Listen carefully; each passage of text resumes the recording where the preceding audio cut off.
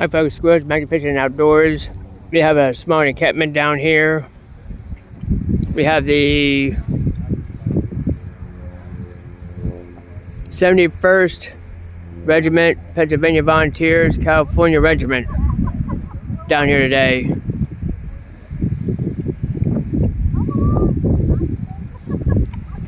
To show you just a little bit of things with how the guys camped out.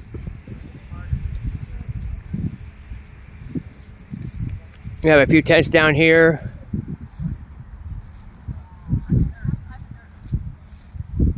We have a few things around here. They slept on cots or on the ground. These are just reenactors.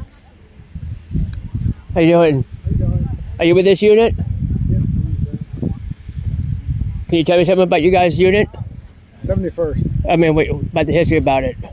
How'd they hear about it? Yeah, but I mean the history about the 71st. Oh, this is my first year, so I'm still learning a lot of myself.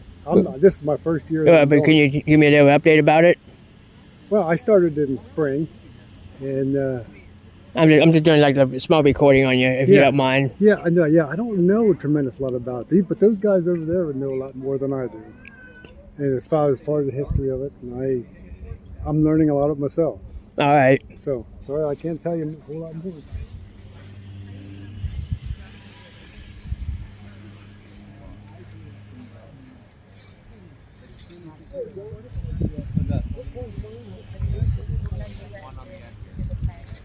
Oh, the one at the very end here. I have a question. Yeah. What's the history about the 71st Volunteers, Pennsylvania? Because it says California Regiment? Yeah. What can you tell me about it? About them? Just let me point him out where he's got to go and I'll be ready. We're going to have a guy coming up here. Going to tell you a little bit about the regiment, about the 71st Regiment, Pennsylvania Volunteers, California Regiment. So if y'all want to just hang in there, to show you a little bit of the campment here. They probably know more about it than I do.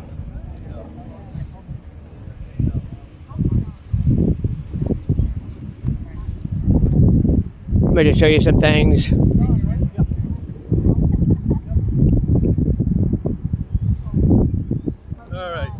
I'm gonna do a little bit of recording if you don't mind. Right at the beginning of the war. If you don't mind me doing a little bit of recording on you.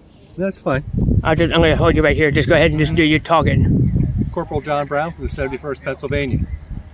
The history behind the beginning of our regiment is that there was a senator named Edward Baker, who was a personal friend of Lincoln. And since everybody knew the war was only going to last 90 days, he wanted the West Coast represented. He was from Oregon. So he asked Lincoln for permission to form a unit. Lincoln gave him permission, and he went to the Philadelphia area, recruited 1,500 men, and they were called the 1st California. So under the command of this senator, Edward Baker, they went to Washington. Then they were dispatched to Virginia, to Ball's Bluff, and it turned out to be a fiasco, and the Union Army took a lump and fell back. During the battle, Senator Baker was killed. The only seated senator to ever die in battle. When the unit returned to Washington, now they had no leader. Everybody knew the war was going to last longer. There was no need for a California regiment. So the unit was, where was it formed? Pennsylvania. Hey, Pennsylvania, here's some troops for you. So they were redesignated to 69th Pennsylvania, 71st, 72nd, and 106th, and renamed the Philadelphia Brigade, since they were formed in the Philadelphia area. And they went on from there and ran all the major campaigns at the beginning of the year, at the beginning of the war. When they arrived at Gettysburg on the first day, out of the 1,500 original troops, there was only 364. When they left, they had about 310. Now, where were they at in Gettysburg? 71st was the troops that were at the angle. At the angle, and where? They took the blunt of... and where was the angle at? The angle was right up the battlefield there by the copse of trees. Okay. It was, if you look straight, almost straight across, you'll see Lee's monument, the Virginia monument. So all the troops were focusing on the copse of trees by Lee's orders. and that focused right in on where the Philadelphia Brigade was.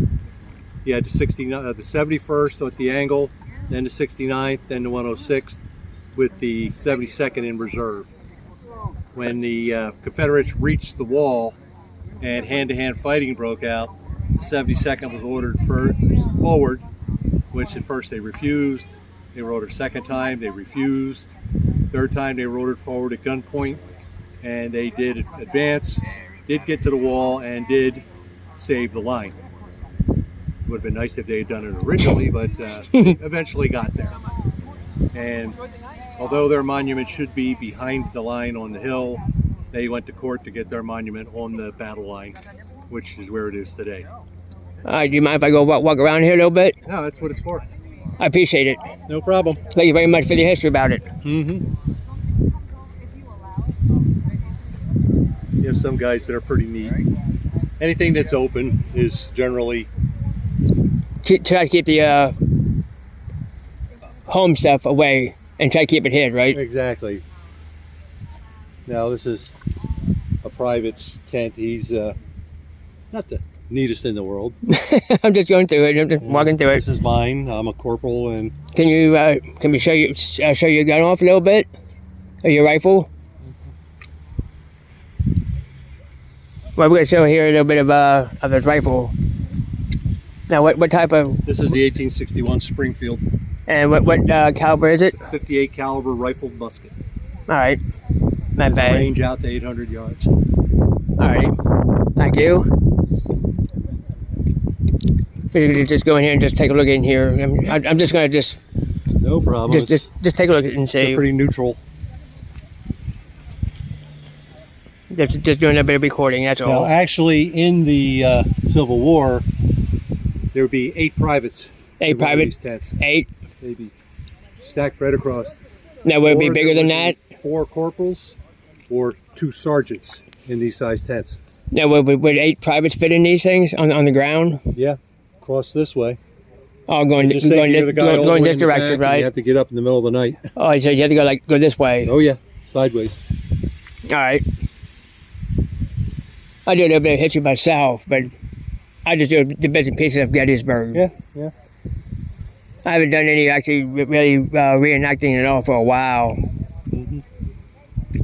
I've been doing it since about 2005. I've been doing it for 30 years, but I don't remember when I started. I wanted to do it sooner, but I was a police officer on rotating shifts. Yeah.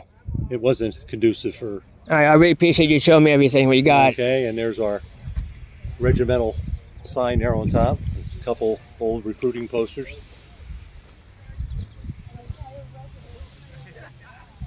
Alrighty, nice to meet you. You too. We got the 71st Pennsylvania, 1 cow,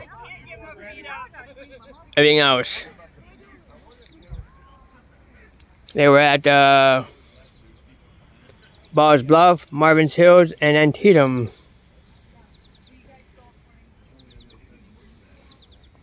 Just to show you a little bit of the regiment here, what they got going here. Even though I don't know too much about these guys. Wow.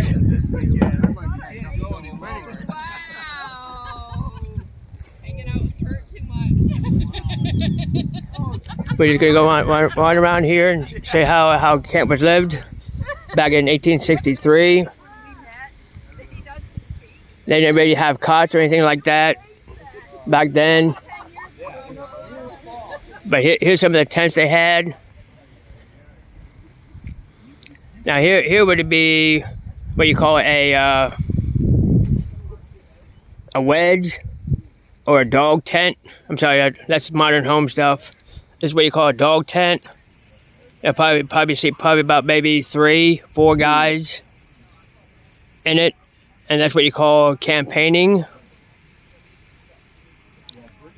Things like that. It will be open on one side.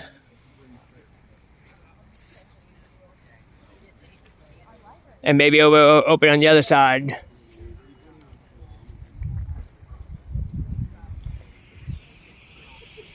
There's some more things here. Show you more.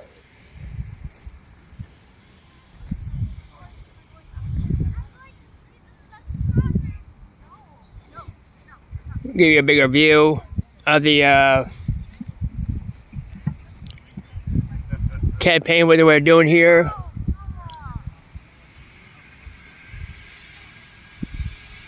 This is my second video of Squirrel's Magnificent Outdoors. I hope you enjoyed the small interview I did.